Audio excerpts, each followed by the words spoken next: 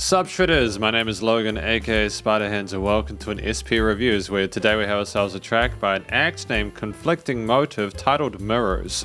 And if we switch over to here, this is off of the album The Event in the Horizon, which is the most recent album from Conflicting Motive. They've released a few other EPs as I understand it. They've done Lunar and Solar and they've released a few other tracks, so it'd be good to hear more of what they're about. This is, as I understand it, a first impression, so that's great. And we're going to listen through this Mirrors track from start till finish, and we're going to hear what we think. It should also be noted that I think this has lyrics to it, which is awesome. So let's go.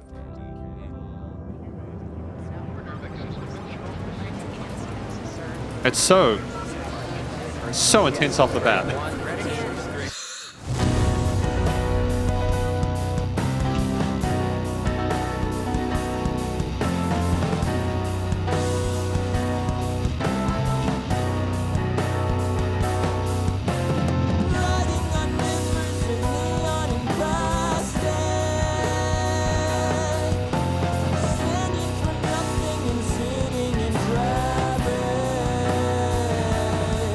I mean, it's just so phenomenal with the guitars, the synth parts, the bass, the drums, the vocals. There's absolutely no filler, man. It's just straight into it.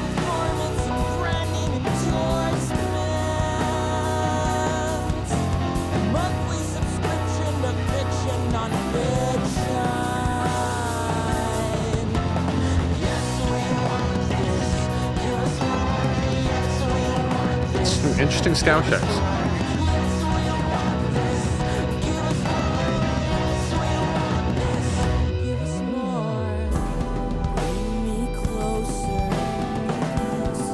Just bringing it down.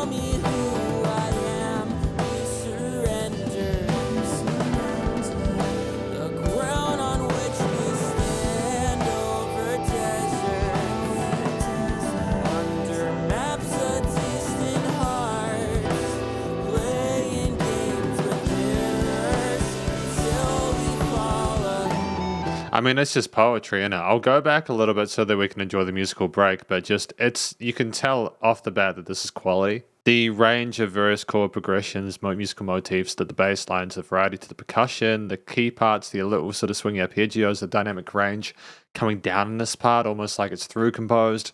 It's tremendous. It's very positive so far, very positive track. So we go a little bit back. There we go.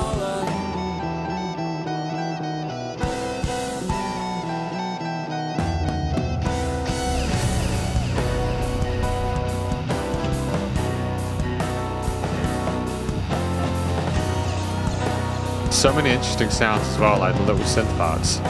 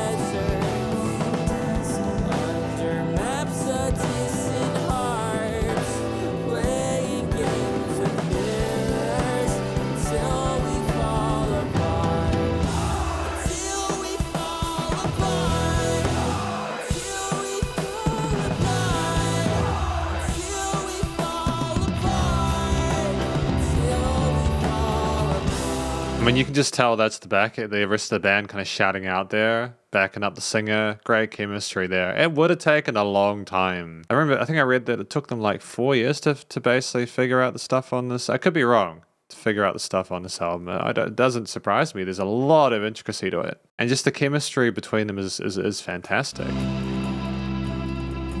And so is the story. We'll talk about that at the end though.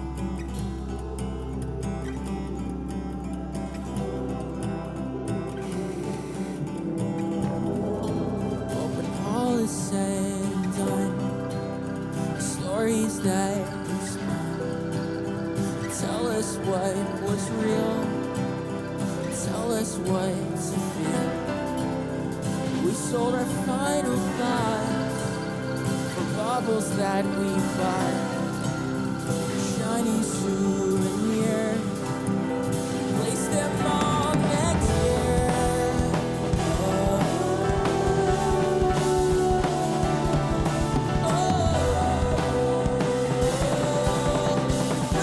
Great drum solo.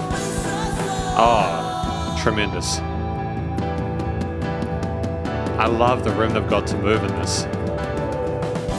Because like we had some really fascinating rhythms going like from the straight 4/4 to the like the 16th grooves there, and like the second half of like either the verse or the bridge part. Like we are flexible with our groove and our phrasings, man, and we know how to. It's almost progressive, dude.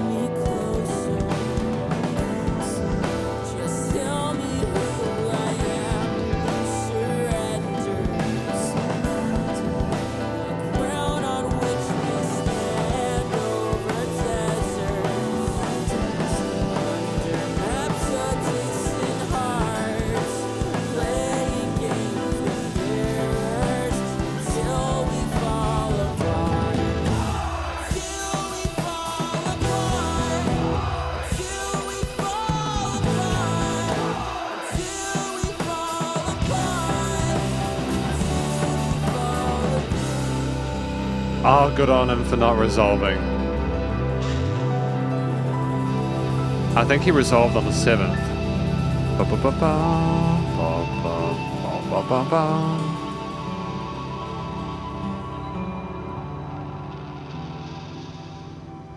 I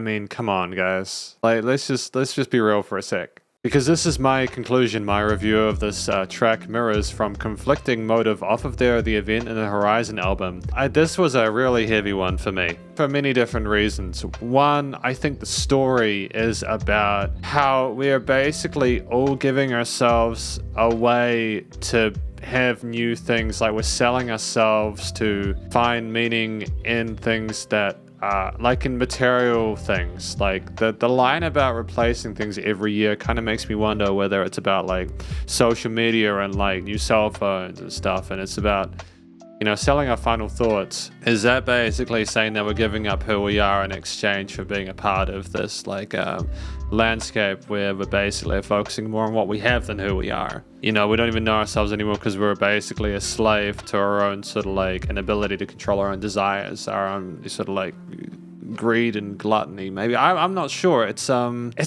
just such a beautiful track, man. It's just such a beautiful track, you know.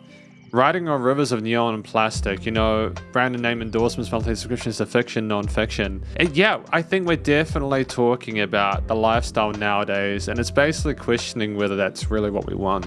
Mirrors, you know, like the line about the chill of the skin or the warmth of the phone screen. It's like we prefer having the screen to people. It's so, like, if I may excuse my language here, what they're describing is so real and it's so fucked up, you know.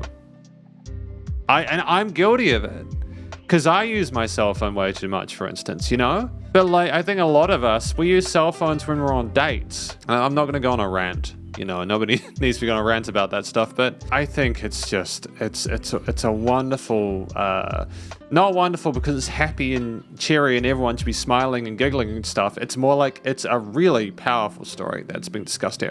There's nuance to it that I think I missed on a first listen, and I'm sure if I listened a few times, which I'd be keen to because everything else in the song is damn near flawless. But yeah, I'm stoked with the story, how it's done. I think the vocals done by the singer in this band, as well as the backing vocals, which are powerful as a call and response to sort of use case, they're so true to what's being sung here. They sold it with the performance.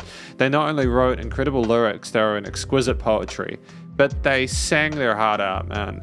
The head and chest voice, the vocal technique, the bit of vocal fry we had occasionally, the going into the falsetto later on, how angelic that was.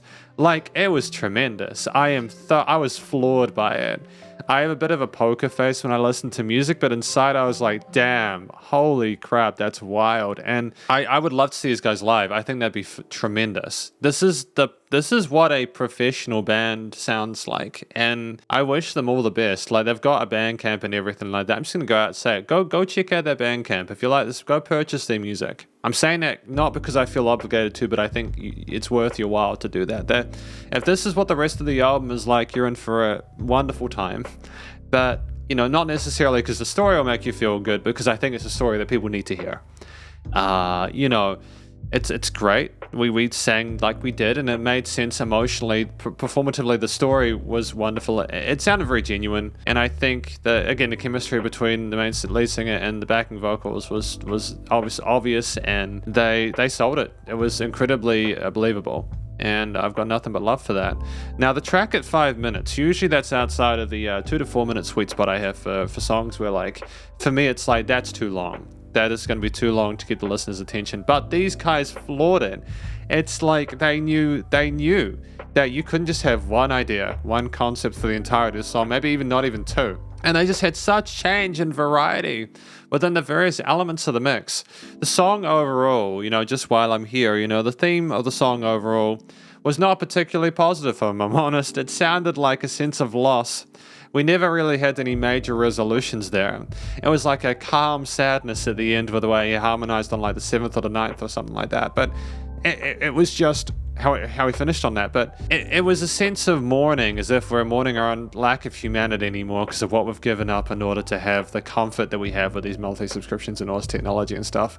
What we've had to give away in order to be able to have that for free. And that makes sense. There's the guitar lines were tremendous. I love the force to them, the color of them, the intricacy of the different positions there they chose there. But it's also the piano. The piano kept up with the guitar tremendously well. Was a lovely mid-range kind of like buffer for everything like that. Made it sound like really floaty and ambient, but had a kind of staccato kind of accent to it where like it would be key in when it needed to, and you had to pay attention to that. And I think that it was wonderfully played, and I think that's one of the best uses of piano in a track I've heard in quite a while.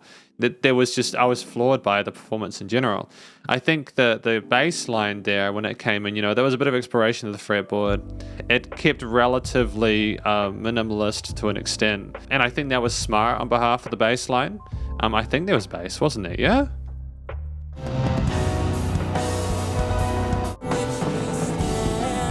There definitely was, yeah. No, that bass was doing a lot more than just exploring the fretboard. I can hear some really interesting riffs just in that little part alone I sampled. But, the lead lines were lovely and glorious on the guitars up in the high end. We had a lovely kind of, a sense of prominence, is that the word? It was a sophistication to the way the piano came in with these interesting sort of jazzy kind of like, how do I describe it? Almost operatic themes there. And just the drums. The drums, they had... It's such a tightness to the different, transfers between grooves, sort of straight 4/4/8 and 16th triplets. We even had like changes in the tempo there where we would slow down and speed up, etc., like freeform stuff. That requires a tremendous amount of chemistry between the individual band members. And, for the performance to be that tight, it's one of the tightest performances I've heard from a band this year by far. No hyperbole. And they owned it. They owned my attention the entire time. You had, such dynamic range to the performance here. They knew when to go quiet and when to go loud. The vocals were the focal point for the entirety of the track, and I think that was smart because the storytelling was so good. We didn't need any like major kind of lead sections or whatever like that. We had room where like it was just a backing and accompaniment, don't get me wrong, and they were equally as important as the vocals outside of the story needing to be told, but I don't mind that we didn't have any other lead elements there outside of the vocals for the most part. And I think that just generally, that's very rare that I say that, because usually, honestly, I get bored of the vocals being the focal point all the time. But in this one, it just didn't happen. It sounds commercial grade. These guys should be signed if they aren't already. The theme was tight, performance not out of place, and they really played. And I'm very stoked with it. Finally, the recording, mixing, and mastering was spectacular. It was phenomenally done. The vocals, guitar, bass, piano, drums had a great dynamic range to them. The performances were captured accurately, and there were no weird resonances in the frequency spectrum, and it was nice and wide in the stereo field, and just basically, atypically, usually I'm like, especially with these headphones, because I've gotten them recently, and these are a lot less forgiving than the previous headphones I used to use for reviews, so I've been hearing some real kind of weird stuff now that the other ones used to mask. But when I listened to this track, there was nothing. The mixing and mastering was down there flawless, and I think, as I understand it, they do their own production, which blows me away. They're fully independent. It's wonderful, and just, I suppose what I'm trying to sort of communicate is I don't really think you could really have done anything differently with the studio side of things. Like, it sounded like it was a live performance, but it had a wonderful kind of polish of like a studio production. The effects change, stuff they used in the different instruments made a lot of sense there, and they never conflicted or kind of bit at each other. The vocals had swam in the mix, yet had great presence as well, so the leveling was nailed. Again, there was dynamic range, and it was nice and loud without pumping, and basically this is my very positive review of this track by Conflicting Motive, titled Mirrors, off of the Event in the Horizon album. Hopefully you enjoyed it. If you did, please do go show some love via their various social medias and Spotify page, and stay cool and stay safe, and please remember to support your local musicians and artists at this point in time, as they need the help more than ever with all the crazy stuff going on in the world. And I'll catch you in the next review. Spiderhands out.